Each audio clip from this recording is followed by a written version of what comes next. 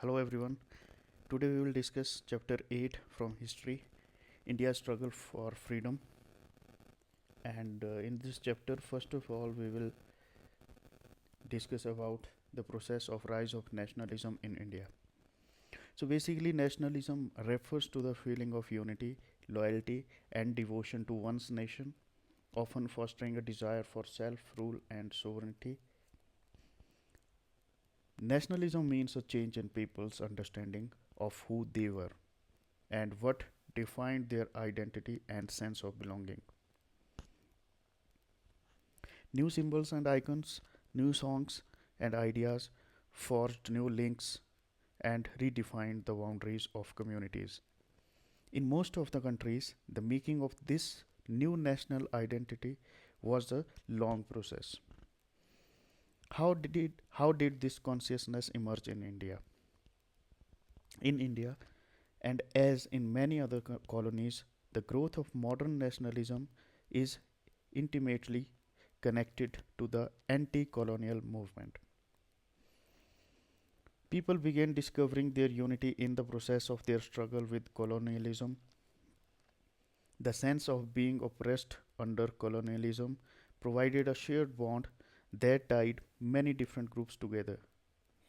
But each class and group felt the effects of colonialism differently. Their experiences were varied, and their notions of freedom were not always the same. The social, religious reforms and cultural awakening through Brahmo Samaj, Prarthana Samaj, Arya Samaj, Ramakrishna Mission, and other social religious reform movements awakened the people for a national order of society. Then, due to spread of education and translation work of scholars of Indian classical literature, the people praise India's past glory, and this filled the Indian people with self confidence. Then they become aware of their glorious heritage and they want to revive the respect for their religion. Now let's discuss about some basic causes of rise of nationalism in India. Okay, so the very first cause of rise of nationalism in India was India's economic exploitation. The British fully exploited India and took away her wealth in every possible way. They took raw material from India and very cheap rates and exported their machine made goods to India at higher cost. They converted India into an easy market for the sale of their products. Next is spread of Western thought and English education. So as you all know that after 1833, Indians were attracted towards Western thought and English education. The writings of J.S. Mill, Rousseau, Montesquieu instilled in them ideas of liberty, equality, fraternity, human rights, and self government. The French and the American revolutions, the unification of Italy and Germany further strengthened their appreciation of these ideas. They began to aspire for these in India, especially as the British had denied these to Indians over the years. Next is the role of press and literature. The Indian press and literature played a significant part in creating political awakening in the people. It helped in infusing a spirit of patriotism amongst them. The name of some leading newspapers which played such a role and criticized the government's wrong policies were Indian Mirror, Amrit Bazar Patrika, Hindu, Kesari, Maratha, Patriot, Sanjeevani, India Prakash, Prabhakar, Young India. The Bengali and the Azad were some leading newspapers which, in spite of many restrictions by the government, continued their work awakening the people against British policies. These newspapers had become very popular as they voiced the demands of the people in general and put forward the Indian points of view. Similarly, the writings of great Indian writers such as Bankim Chandra Chatterjee, Ravindranath Tagore, Bhartendu Harish Chandra, Vishnu Sastri, Premchand produced a spirit of nationalism and love for freedom in the people. Next cause for the rise of nationalism in India was Lord Lytton's repressive policies. Lord Lytton, the Viceroy and Governor General of India, adopted reactionary and oppressive policies in India. In the year 1878, he passed the most unpopular Vernacular Press Act and denied the freedom of expression to the Indian newspapers. And in the same year, he passed another act called the Arms Act. So, in this Vernacular Press Act, this act was passed to suppress the freedom of Indian press. The act required the editors to publish nothing that would excite disaffection against the government. So these were some of the causes of rise of nationalism in India. Now let's discuss about early associations formed in India.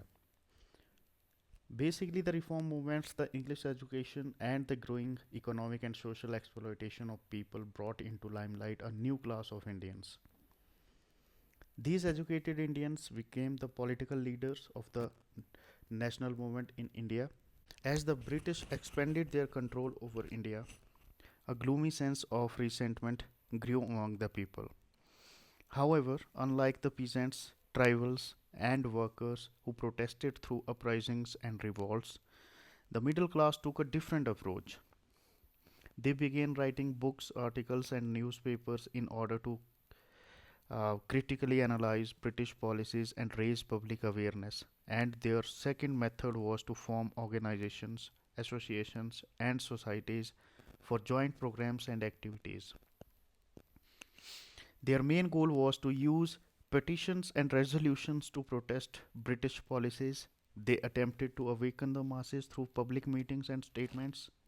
Bengal, Bombay, and Madras presidencies were the three centers of British rule in India and hence were also the centers of education, growth of middle class, and political activities. Therefore, it was natural to have early political associations in these centers. The East India Association, founded by Dadabhai Naoroji, Pune Sarvajanik Sabha, started by Justice Rana, and Indian Association, headed by Surendranath Banerjee, were most prominent political associations before the foundation of Indian National Congress. Now let's discuss about the formation of Indian National Congress, or we can say origin of the Indian National Congress.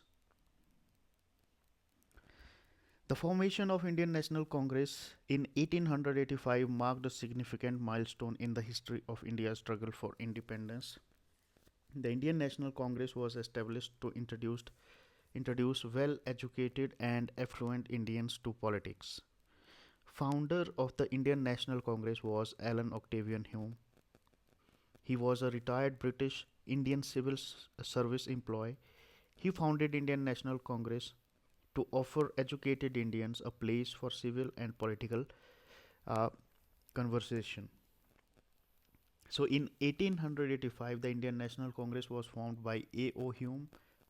He was a retired civil servant, and in all, 72 delegates from all presidencies and provinces of India met at Bombay. Vyomesh Chandra Banerjee, a barrister from Bengal, was the first president of the Congress. Now let's discuss about main aims of Congress. The first session of Congress was met at Bombay, and its main aims was to promote friendly relations between nationalists and political workers throughout the country, to develop and consolidate a feeling of national unity, to formulate popular demands and place these before the government. So these were some of the main aims of the Congress at that time. Now let's discuss about the beginning of an organized national movement. So with the birth of Indian National Congress in 1885, There began the era of an organized national movement.